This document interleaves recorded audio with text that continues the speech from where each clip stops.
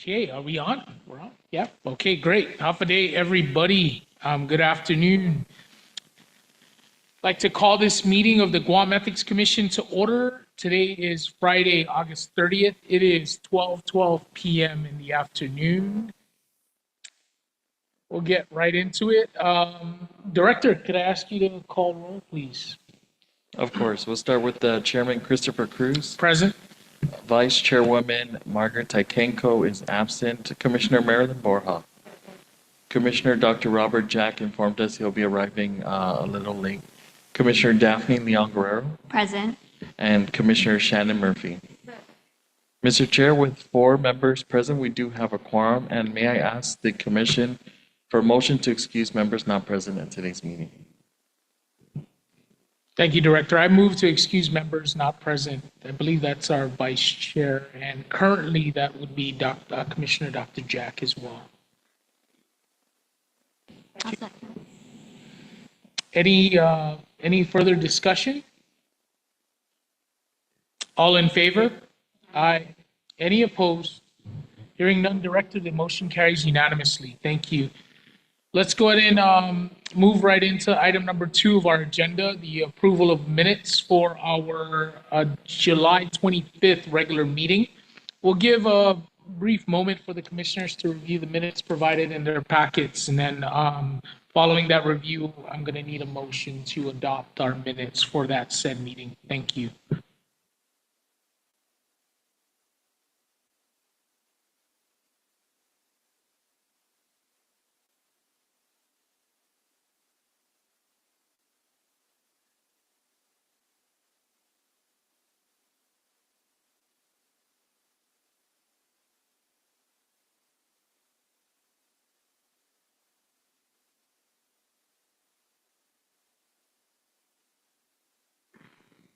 Commissioner, I do see a typo, a misspelling, just on the Part 7 announcements. Christopher Cruz, Chairman. But aside from that, and pending, I guess, correction, I do motion to approve the minutes for last meeting. Perfect. Thank you, Commissioner LG. I second. Okay, any further discussion? All in favor of approving the minutes subject to correction? Aye. Any opposed? Okay, hearing none, the motion carries unanimously. Our minutes for our July 25th regular meeting have been approved, again, subject to correction, Director. Let's move right into item number 3, your report. Thank you, Mr. Chair. So I'm going to begin the report by discussing the IT security enhancements. So as part of our ongoing initiative to enhance the digital presence of the Commission, we've been working with the web team on migrating our website from guamethics.com to ethics.guam.gov. However, during that process, it was uncovered that a significant concern would be the delivery of our online learning platform. So currently, our servers are hosted on Cloudflare. If we move to the government servers, then we risk that our delivery will be delayed. So we're presenting the Commission with 2 options for consideration. We can proceed with the migration. It would temporarily disable the online training on our website while that migration is happening. And at the same time, we do anticipate there will be delays in receiving one who has completed the training, and then also there'll be delays in the delivery. So the component of our online training is web videos, and we imagine that that might contribute to some experience issues with participants that want to go through the online portal. The alternative is that we can promote the ethics.guam.gov, but have that domain route to guamethics.com. And so it would remain on Cloudflare, and we would eliminate those risks with the speed and access with our online learning platform. So that's up for the Commission's consideration. My recommendation, if I had any, I think either works, but I do appreciate that Cloudflare offers us the speed of response. So not only for participants that want to go through the video modules, but when they complete, we do have receipts as to the named employee and then their answers to the different module questions that conclude each part of the exam. If there's a delay, then that would contribute to participants or employees saying they've completed the training, but we don't have that data because it might get stuck somewhere within the server, and we'd have to do research. So it might be a added cost in the future for our web team to have to investigate or inspect where those completions are.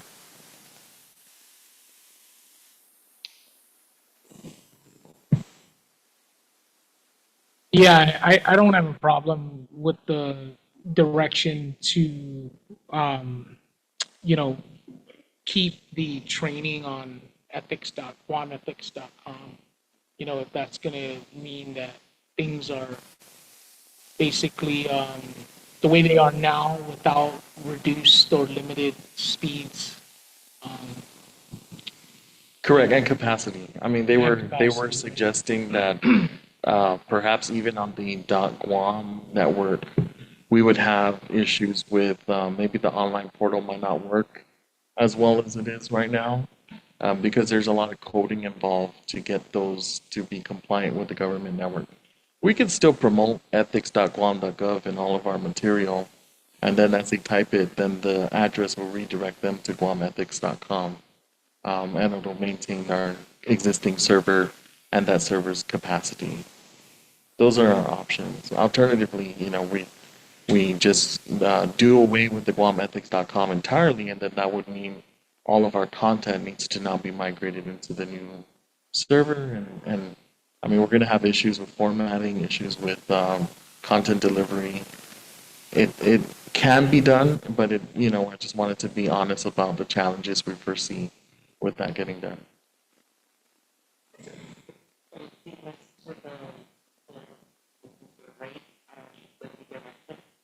Yeah. Correct. If we do the redirect from the government domain and it redirects to our existing website, then it's seamless. It'll land on the existing website when they enter ethics.guam.gov. If we do the reverse, then there's going to be anticipated downtimes for them to code for formatting. And that would just mean like if you go to our homepage, that the pictures are in the right place and that the texts are not in disarray. And then also the online training would be affected. So that would need to go down for a minute and then have the coding work so that, our existing capabilities, like getting a summary of all the completions at the beginning of each month for the previous month's report, and then, daily, every time someone sends in or completes the ethics training, we get daily alerts on the individual's name, their registration information, and then the responses that we evaluate. So those would be the issues, I think, if we continue in the path of migrating guamethics.com to the government network. I don't know if this went on, but I was wondering, I can't remember now, but why we would want to go to the gov. Was it something the government wants us to do? Or I can't remember why. And not a problem. So it's not that the government wants us to do. We had a meeting because we were given the charge to discuss IT security enhancements. And one of the recommendations was let your website be on the government server because there's added protections. So, we have existing protections, and of course, if we filter it as a redirect from the government to the Cloudflare site, I imagine that that channel would also add layers and it would achieve the outcome that the commission was seeking, which is added security. So there are other ways, of course, you know, provided services. Hi, Dr. Jack. There are other ways that we can explore if we deem that security risks are growing and we need to maybe engage with private contractors to help add for added security, but I imagine that if it redirects from the government page to our Cloudflare, then even that move would allow for an added screen. And I'm seeing it as, here's the traffic, and then it goes through the first screen, which is the ethics.guam.gov, and then ends up on the final screen, which is your existing site with Cloudflare.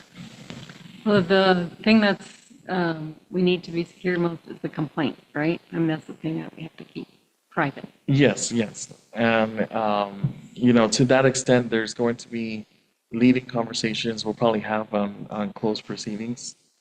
But essentially, yes, it was the complaints that we wanted to secure and not have anyone sort of jeopardize that. But I think to address that, we don't maintain any complaint information on our webpage.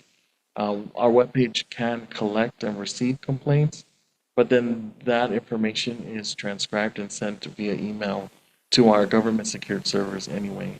But nothing, I believe nothing's secured on the website, so you couldn't hack to get access to a folder that would have everyone's information on the website, so to speak. Yeah.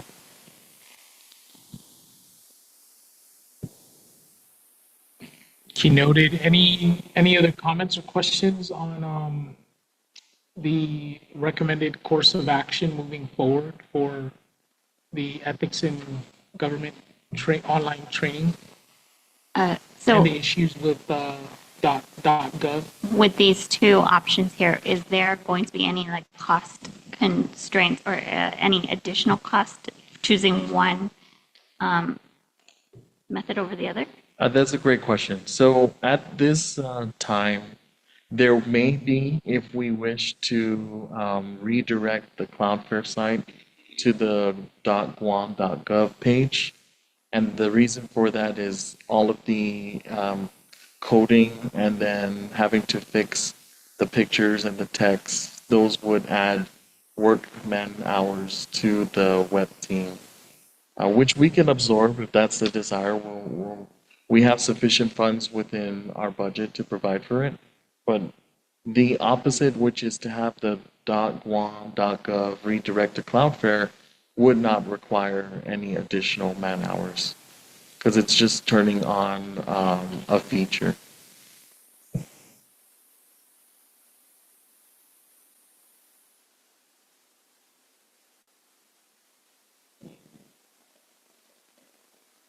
Okay, Director, have you tested like both routes, for example, to conduct the training, on the .gov site versus, I mean, obviously maybe not on, the guamethics.com site because that's just where it is now, but and the redirect would basically just remap the link, right? When somebody clicks on it, it'll just point them there, for example, right? Right. So we haven't tested it out, but essentially it's when someone opens up a browser, it's what address do they type in the search. They can type in guamethics.com and get redirected to what they'll see displayed as ethics.guam.gov, or they can have it ethics.guam.gov, press enter, and then the search engine will redirect them to guamethics.com. So I imagine it isn't, to the user, there's no visible or noticeable difference between either or. It's about, what did you remember to type in on your server or to your browser.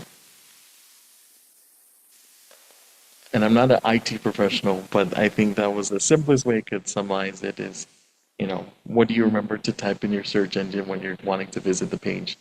The .guam.gov just on the back end that is not visible to the user adds an additional screen that protects against, folks that are trying to fish or trying to extract data. But again, we don't maintain any other data that is public anyway. So the only thing on our website that they probably steal are your photos or your bios, or our regular reporting, so like attendance report or our procurement report. So those things they can have because we want public to consume it, and we don't maintain any confidential records on the website.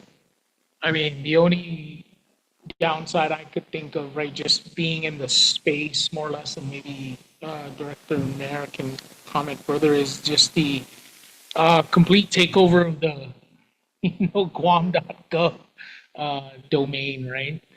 That could potentially impact, no, it will impact us, right? So, but the risk is there whether or not we're on Guam.gov or whether or not we're on GuamEthics.com. So it's, you know, yeah.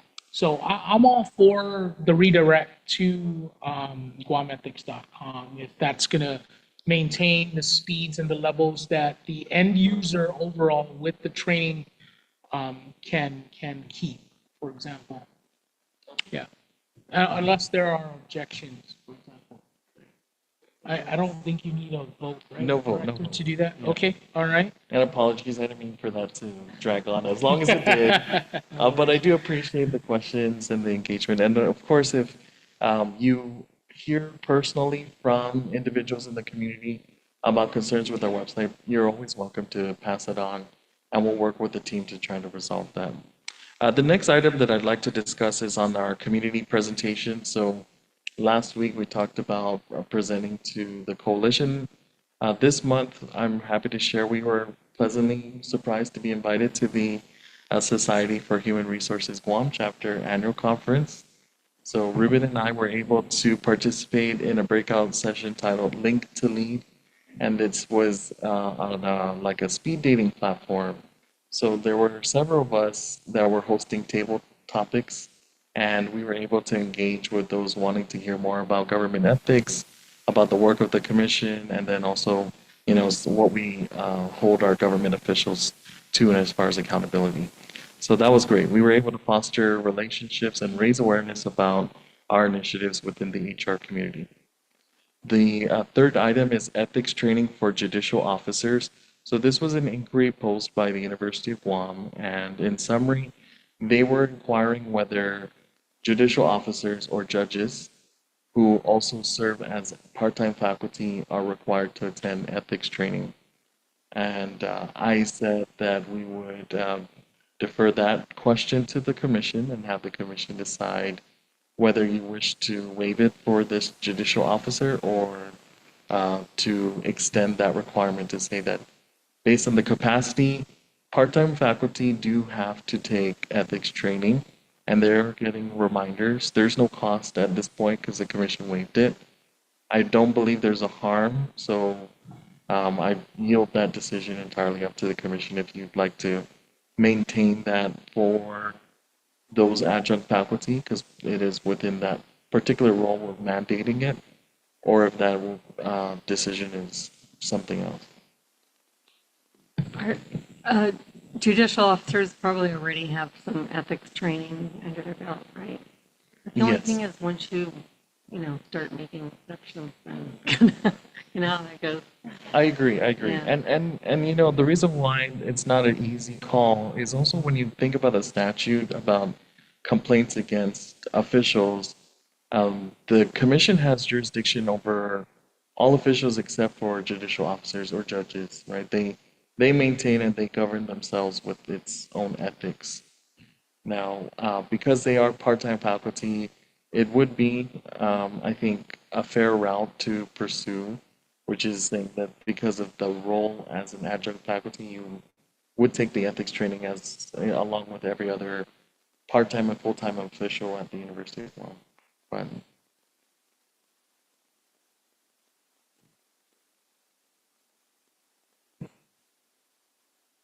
correct, how to respond. If you wish to waive, or if we can just communicate to the university that those officials would still have to go through the training.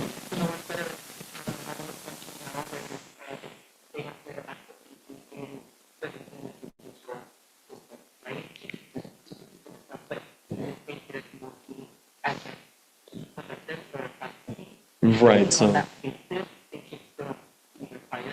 Okay. Yes. We have one that's still a judge, but is teaching part-time. Yeah. Yes, yes.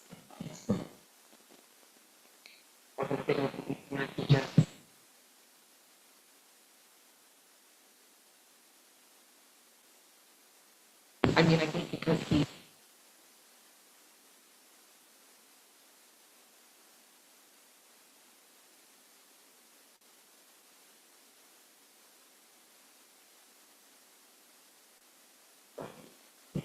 That's a balanced response. I have no objection to that. We can communicate that unless the body feels differently. If not, we can proceed, Mr. Chair, with that direction. That's good for me, too. Okay. Yeah. Noted. And thank you. The next one to discuss is on the ethics training for GDOE. So on August 5th, we had what seemed like the Super Bowl of ethics training. That's what Vince Camacho called it. And it stuck. There was well over, 2,000 participants that were in the field house attending this training. Yeah, a lot of folks, which great training. Yeah, obviously, you you discount some of the things that you lose. Like if we had a more intimate setting, there'd be questions, the like. We were able to engage with questions. We found ways to display a QR code, and folks could send in their question anonymously. And then Ruben was stationed at the bottom of the stage and was fielding these questions to Attorney Camacho. So overall, the evaluations have come in well over 1,000. We're still combing through it. Over 1,000. Yeah, I think 1,700 evaluation responses have come in from GDOE. So we're combing through it to weigh out, how well we did. It is interesting though. Some of the responses would say like registration wasn't easy, and then the response was like neutral or disagree. And I'm curious how it wasn't easy when they just, needed to show up. Show up. Um, but either way, I think maybe for a handful, perhaps they weren't taking it seriously. But by and large, I think it was well received. And I still get feedback from professionals at DOE talking about it. They enjoyed the ethics workshop. They enjoyed that they had that opportunity. And of course, Attorney Camacho is excellent at delivering that content. But we promised we wouldn't do that to him at least for another 4 years. Okay. No more Super Bowls. Online ethics training enhancements. So part of our ongoing commitment to provide ethics training topics that meet workforce needs, we were talking with Attorney Williams about the vision of fostering more workshops online that now vary to the field. So currently, we have one workshop which I recorded myself, did a PowerPoint, and anyone that needs to undergo ethics training would take that workshop, they watch the videos, do the exams, and then get their certificate. So Attorney Williams is going to begin by preparing a refresher workshop.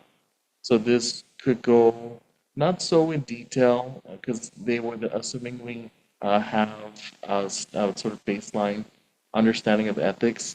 So she's going to develop this refresher course, and then this will eventually lead to us offering courses that are specific to the type of worker.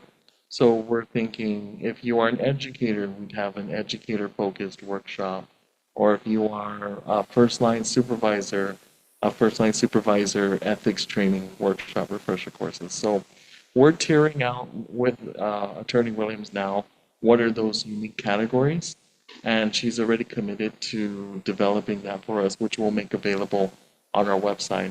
So an employee could now go in for the refresher, and our vision is to offer now a suite of workshops. So if you are working in, public works, then this would be a public works specific ethics training workshop that pulls from experiences or common ethical issues that they might face while on the job, or a medical professional might face if they work at GMH or a public safety official. So we're working on that, and we hope to get that completed. At least the first refresher will be done before the end of the fiscal year. And then the other topics, we are going to spend some time with her and hopefully get that done within fiscal year 2025. For the COCO panel invitation, so I did meet with the other panel members discussing our upcoming workshop at the Council on Governmental Ethics Laws Conference. So during this discussion, you could tell everyone was very excited. It looked like they wanted to present already, even though our audience was just the four of us who are going to be talking anyway. But there was a lot of commonalities of experiences with, I saw someone from the Detroit Board of Ethics. We have a Bay Area Ethics Board director that's going to participate, myself, and then we have one moderator. So I am looking forward to all the commissioners being at this conference and seeing Guam engage and offer our insights. So I hear that the showerhead story would probably be a good one to share regarding our budget discussions of 2024. So that's it for that. I'll keep everyone posted if we do get an invitation for the second workshop that was accepted when we were putting in suggestions. The next item is an introduction of Bill 343-37. The office is currently tracking a new bill which seeks to update the meeting stipend for board and commission members. If enacted, the proposal will update compensation from $50 to $250 a meeting, not to exceed $1,000 a month. Now, the commission can decide if it wishes to provide testimony in support of the proposal, and then I'll just weigh that, at the direction of the commission. Whose bill is it? I saw that the author was Senator Joseph Augustin, and then co-sponsored by 5 other senators. That's an impact to our budget though, right? It would Not be, worried. but it's an impact that we can absorb. We'll reduce, other items. We might not buy as many pens maybe in fiscal year 2025. But yes, we can absorb. There will be an impact, but I think the $50 limit had not been updated since maybe the 80s, early. And this was an effort to stem against disinterest in community members serving on boards and commissions, or to retain their seats or coming back to serve. It is a big responsibility, and for professionals like yourself, you all have, major commitments already. So to ask of your time, I think it's fair that they reevaluate that rate and provide some suitable adjustments. So if the commission wishes to provide testimony, you can indicate that, and I, would be happy to go down and issue that commission voice whenever that gets scheduled. It hasn't been scheduled yet, but we're still tracking it. The next item is on the FY 2025 budget discussion. So the legislature recently concluded discussion of the upcoming fiscal year budget. The commission's proposed budget for FY 2025 reflects a total of $552,680. This amount is consistent with the request the commission submitted back in January of this year. This budget amount will maintain staffing levels and provides adequate support for operational costs. So I just want to share, the commission at its July meeting was contemplating and had approved a resolution to ask for an increase to that amount in order to support funding that vacant line item of that third investigator. I understand that despite raising the revenues by nearly $100 million, that the priorities were other areas in the government. There were still agencies that suffered a cut or a loss to their appropriations, and the budget discussions were quite lively back and forth. Obviously, it was a difficult deliberation to witness. I will share, though, that I was watching the session as it pertains to the ethics discussion. I was discouraged when I heard information that was passed down that was incorrect regarding the commission's budget request. The body had posed a standard question, which is, based on the FY25 request, how does that differ from FY24? And the officials at Office of Finance and Budget shared that this budget amount was an increase of $147,000 from the commission's previous year budget, which was incorrect.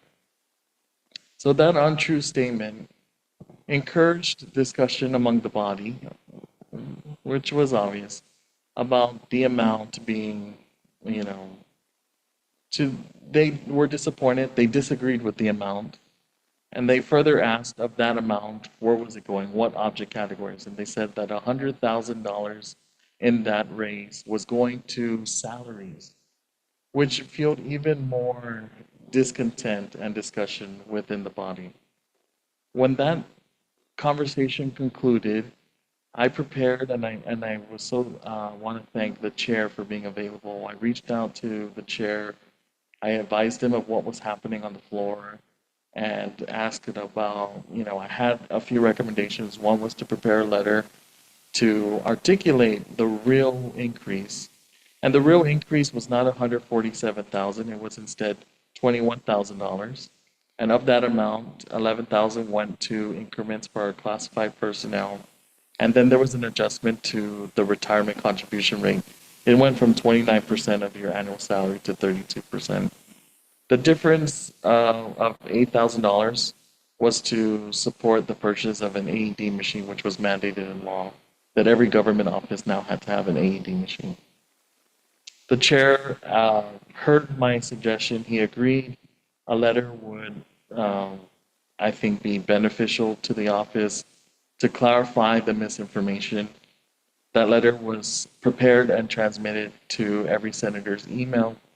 And I imagine that it was read by the right folks. So at the time when they were considering the budget as a whole and how some agencies were underfunded, they were, I imagine, considering a reduction of the commission's budget, maybe down to the levels of $400,000, which would impact existing operations. I'm pleased that despite they making, there were amendments that were made that reduced other agencies' budgets, the commission did not see a similar move made against the commission, recognizing that that would impact existing personnel, existing operations.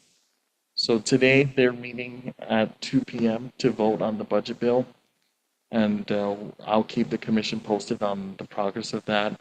But again, this amount, I'm pleased that it'll maintain existing staffing levels. We will defer hiring of the third investigator for another fiscal year, unless absolutely necessary. I might, approach the commission to make other adjustments. But generally speaking, we'll maintain current staffing levels and then provide for our existing operational costs, and we'll be okay next fiscal year to extend the waiver again for FY 2025 with the ethics training fee. Next is the ethics training update. Thank you, commissioners. Did we, Director, did we get any feedback further from from our chairman, Senator Joe, for example, or any other senator with respect to your letter? Not at all. Okay. There was no response.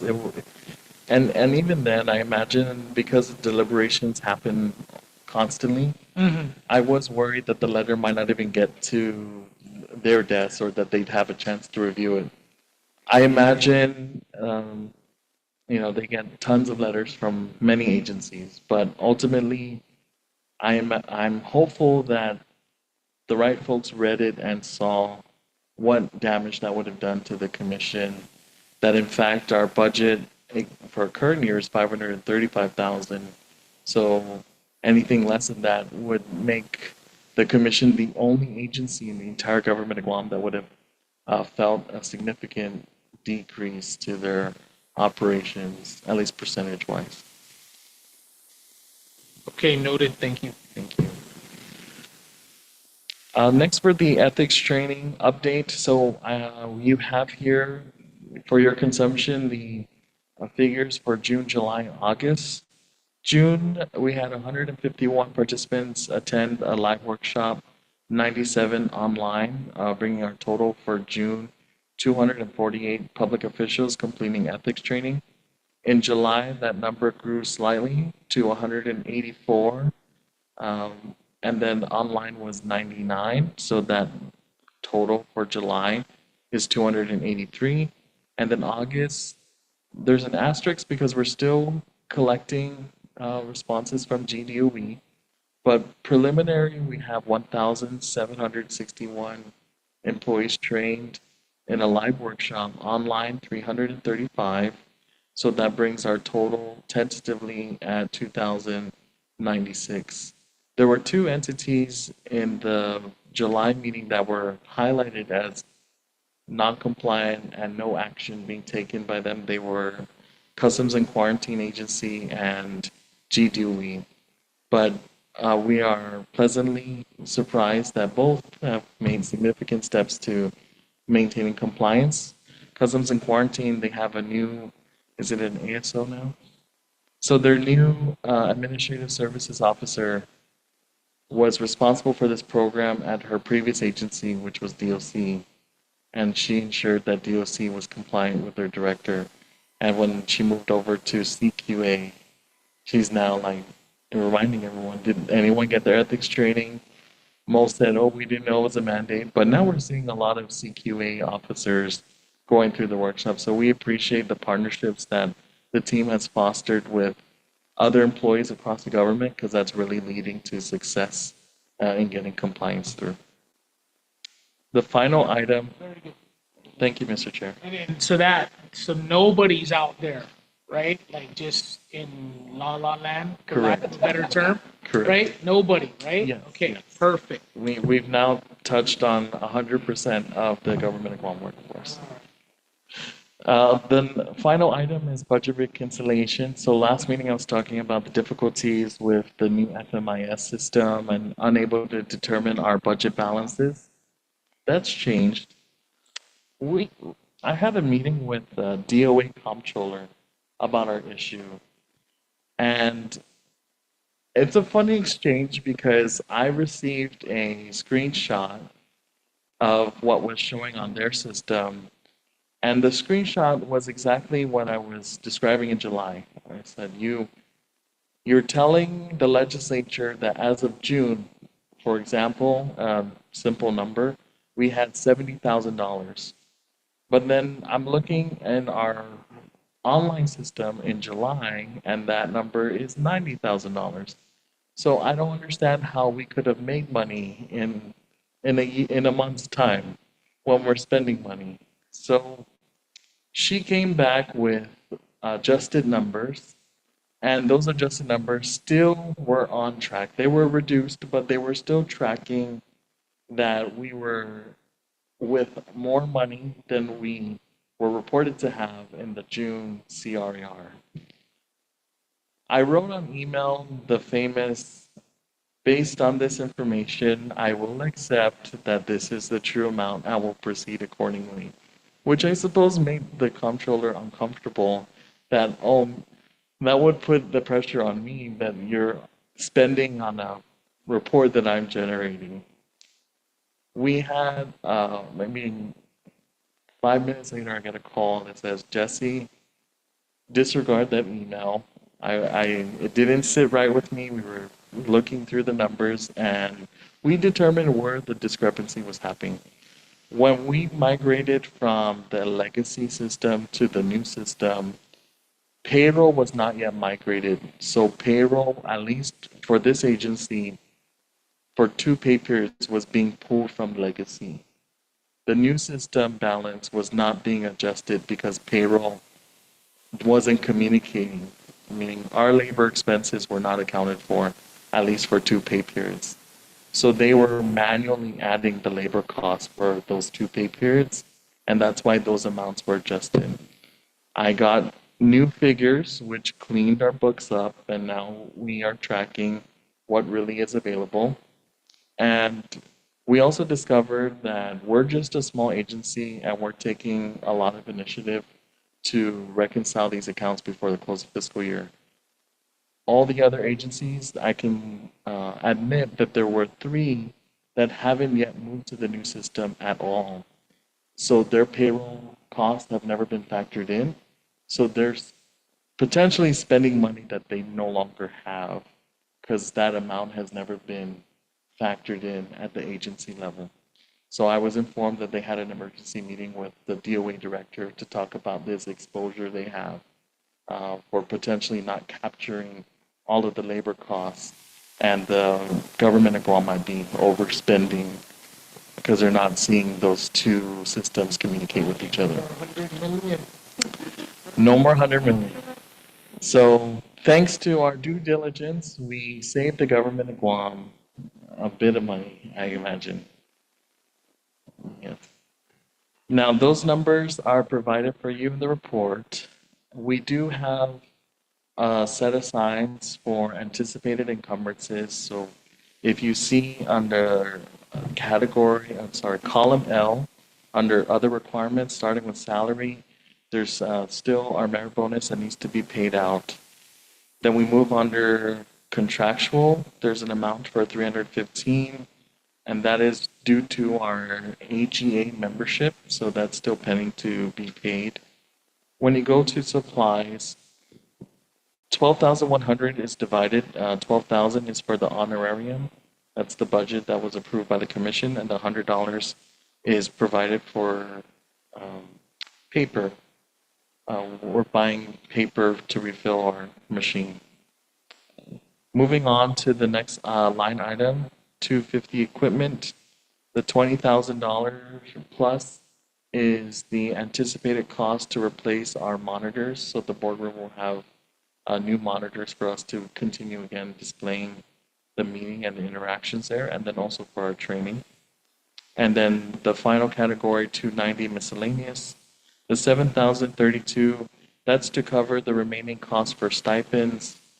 We have procurement training we hope to get registered for before the close of the fiscal year. And then the largest amount is our COGO dues. So we're going to be paying our membership dues as well as the registration for our membership attendance at the annual conference this December. And then the subtotal there, if you look under column M, projected lap shortfall, so there is about 37,000 available.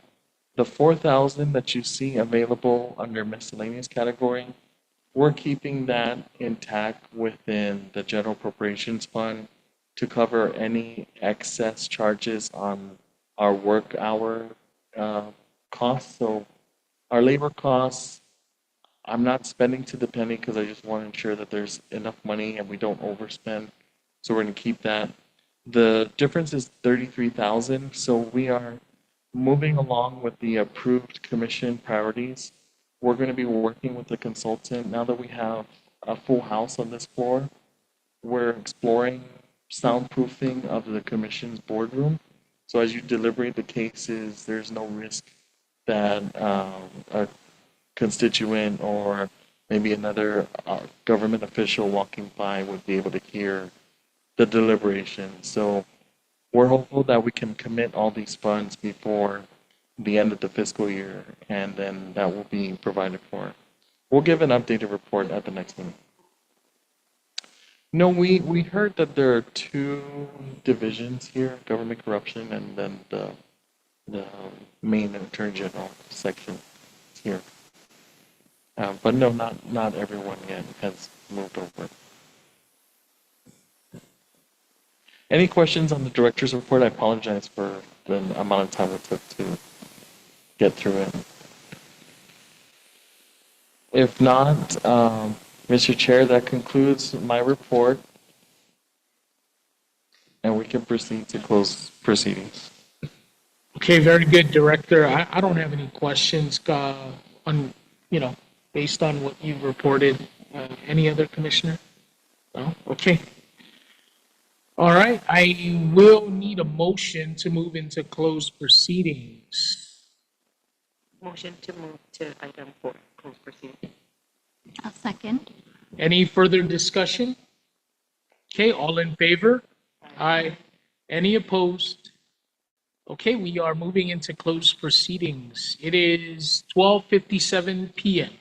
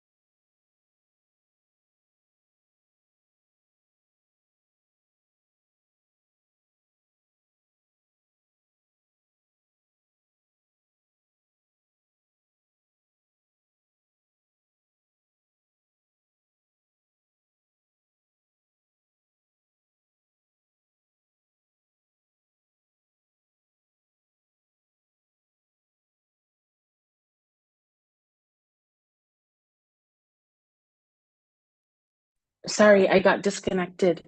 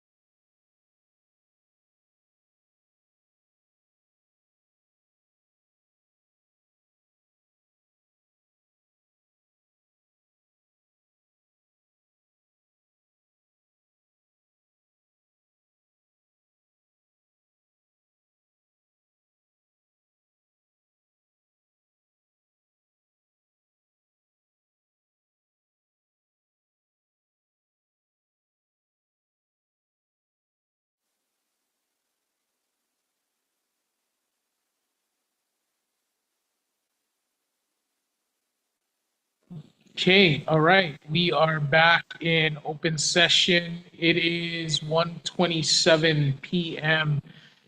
Just a housekeeping item. Want to acknowledge that Commissioner Dr. Robert Jack is present. Dr. Jack, thank you.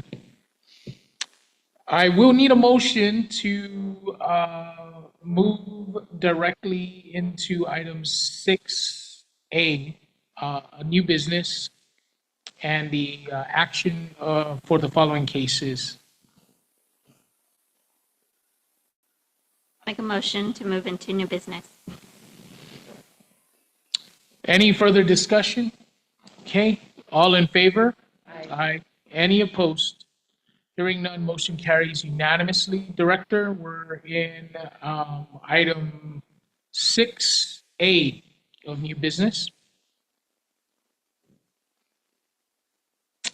The first case the commission will hear is ETH 24001 OT 202. Can the staff please read the draft order? Thank you, Mr. Chair.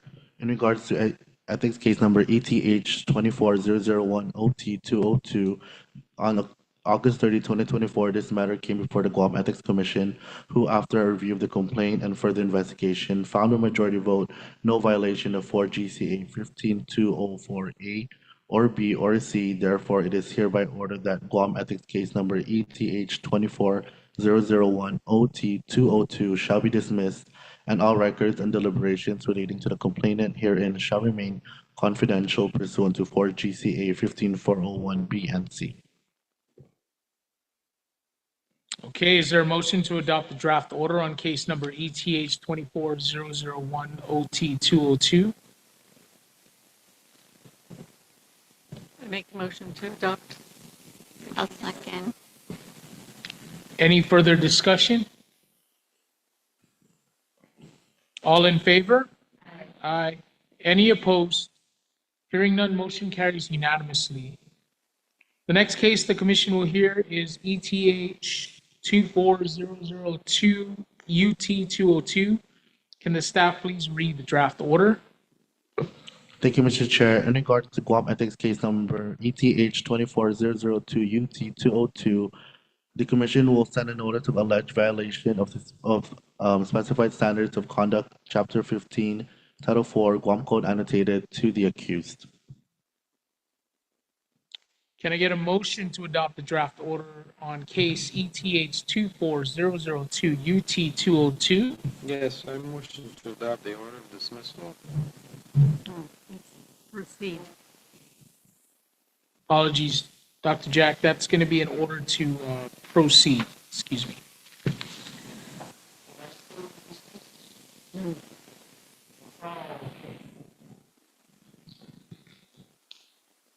That'll be in order to proceed, Dr. Jack, is that? I motion to adopt the order to proceed. Perfect. Any further discussion? All in favor? Aye. Any opposed? Hearing none, motion carries unanimously. Next case the commission will hear is ETH 24004 COI 201. Can the staff please read the draft order? In regards to ETH 24004 COI 201, on August 30, 2024, this matter came before the Guam Ethics Commission, who, after a review of the complaint and further investigation, found by majority vote no violation of 4 GCA subsection 15205 A or B or C. Therefore, it is hereby ordered that Guam Ethics case number ETH 24004 COI 201 shall be dismissed, and all records and deliberations relating to the complainant herein shall remain confidential pursuant to 4 GCA subsection 15401 B and C.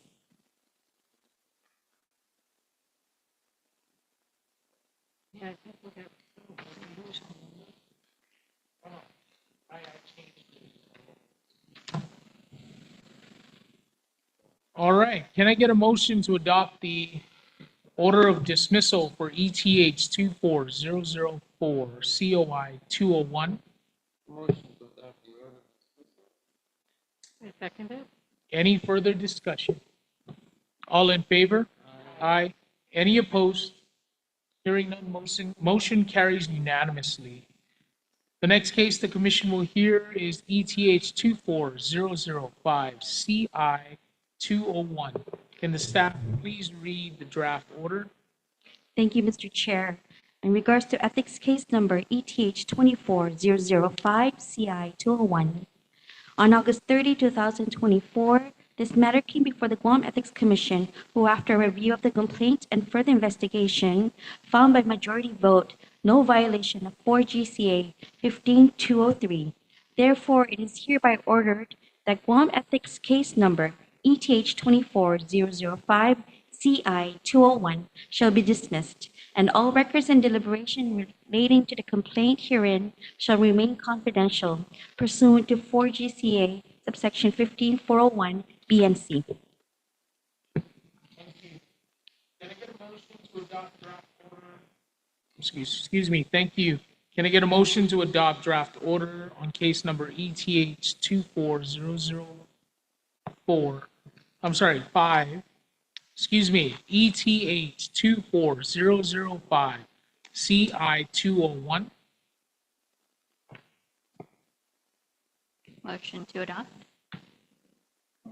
Second. Any further discussion? All in favor? Aye. Any opposed? Motion carries unanimously. Thank you. The next case the commission will hear is ETH 24006 OT 201. Can the staff please read the draft order?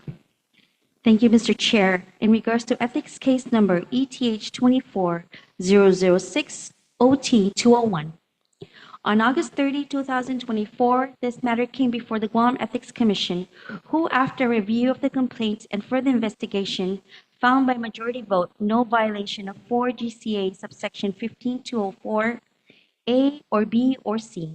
Therefore, it is hereby ordered that Guam Ethics case number ETH 24006 OT 201 shall be dismissed, and all records and deliberation relating to the complaint herein shall remain confidential pursuant to 4 GCA subsection 15401 B and C. Thank you. Can I get a motion to adopt the draft order for case number ETH 24006 OT 201? I second it. Any further discussion? All in favor? Aye. Any opposed? Hearing none, motion carries unanimously. Thank you. I will need a motion to table the remaining cases. I make a motion to table remaining cases. Any further discussion? All in favor? Aye. Any opposed? Hearing none, motion carries to table the remaining cases. Director, anything further? on Yes, this matter? Mr. Chair. No, not on matter A, but if we could also get a motion to table item B, which is advisory opinion AO 24001. So moved. Can I get a second? Any further discussion? All in favor? Aye. Any opposed? Hearing none, the motion carries unanimously. Director, Thank you. And for the final item under new business, this was to review an award, RFP number GEF 00324, the in-person ethics and government program instructor. The management and staff concluded their evaluation. We received just one bidder, and management had already awarded that single bidder the contract. So my request is for the commission to ratify management's award of RFP number GEF 003-24 to the vendor.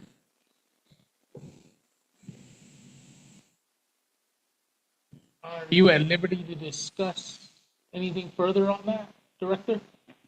Just that this was a single vendor. Okay, fair enough. Can I get a motion to adopt RFP number GEF 00324, in-person ethics and government program instructor. And to clarify, Mr. Chair, ratify management's award of that RFP Excuse me, to the single vendor. to ratify management's award to that single vendor.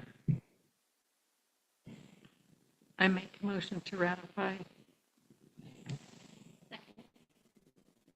Okay, any further discussion? All in favor? Aye. Any opposed? Hearing none, the motion carries unanimously. Director, you have our support. Thank you, Mr. Chair.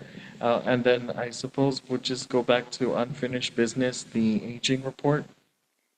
Just to, thank you, Mr. Chair, if I may proceed for the sake of time. Yes, please. Within your packets, we were asked to prepare an aging report of all the past due invoices broken down by agency, and that's provided for the commission's review. I've received requests from these agencies. One way or another, they've done their best to make good on their outstanding obligations, but unfortunately, we have not been successful in clearing these balances. So for the commission's action today is to decide if it wishes to waive these fees and the grand totals provided at the end of the document, and then also to determine if the officials who are under these invoices will be able to obtain a certificate based on the waived fee. Otherwise, we would inquire for those officials to undergo an ethics training again. Unfortunately, it's not the official's fault for the lack of payment. It is the agency's responsibility as articulated in Guam law.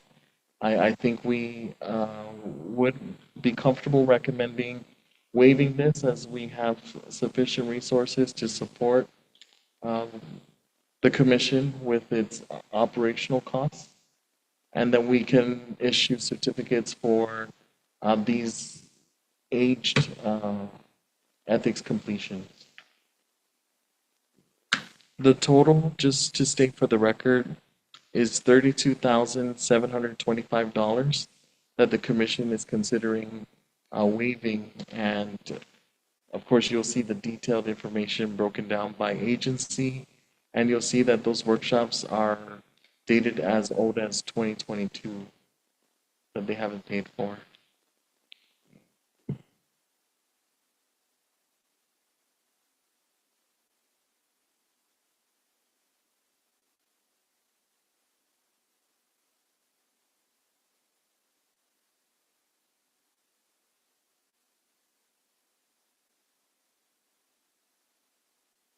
Actually, two issues, correct. Since the responsibility fell on the department and it wasn't necessarily the fault of the employee who had already undergone the training, we thought it might be fair that the employee would get the certificate since they did undergo the workshop. We've worked with BBMR and then the respective agencies, and based on the aging report, they've paid some invoices, but not all. I'm not sure why, other than maybe the limited resources that their agency has remaining. They were only able to clear some, but these are the remaining balances that the agencies haven't been able to make good on. Yes, it is all agencies. So the blue headers are the acronyms for each of the departments that have outstanding balances. One particular one that occupies about a third of the total aged balance is GMH. We all understand the situation that GMH is facing and meeting its payables to its vendors. So at least in that particular case, I hope that we have some type of consideration. Other invoices they've cleared on that they've been able to pay for, but those amounts remain outstanding.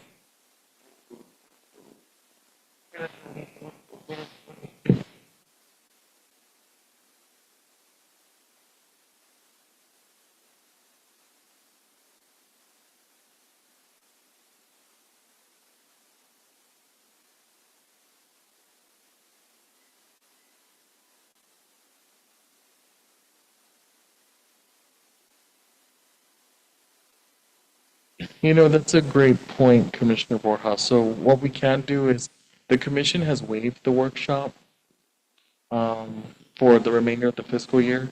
If we have more employees that come through from these respective agencies, instead of them seeing, you know, zero charge for the training that was done this particular year, but then the balance is negative, so then they'd have still a receivable to the commission. Yeah, that's fair. I like that. Yeah, that's definitely fair. I like that. Yeah. I, yeah, so I'll go ahead and make a motion to waive these fees, grant the certificates rather of completion to the respective employees, and make every further attempt to continue to try to collect. And noted, Mr. Chair, on that motion, we'll reflect the negative balances on all future invoices that are billed to the departments for any subsequent training their employees go through. Second. Any further discussion? All in favor? Aye. Any opposed? Hearing none, motion carries unanimously. Any announcements? Okay, Director, any further announcements? No, Mr. Chair, just to inquire, we'll put out a poll to ask for the September meeting, and then that'll be the last meeting for the fiscal year. But that should conclude our meeting. I appreciate everyone staying back as long as they did. Absolutely. I'm gonna need a motion to adjourn. Motion to adjourn. Perfect. And All Mr. right. Chair, before you call it, I just want to wish the team a happy Labor Day. That's Thank you for right. all your hard work. Yes. Happy Labor Day. Yes, thank you. All right, meeting adjourned. It is 1:44 in the afternoon. Thank you, everybody.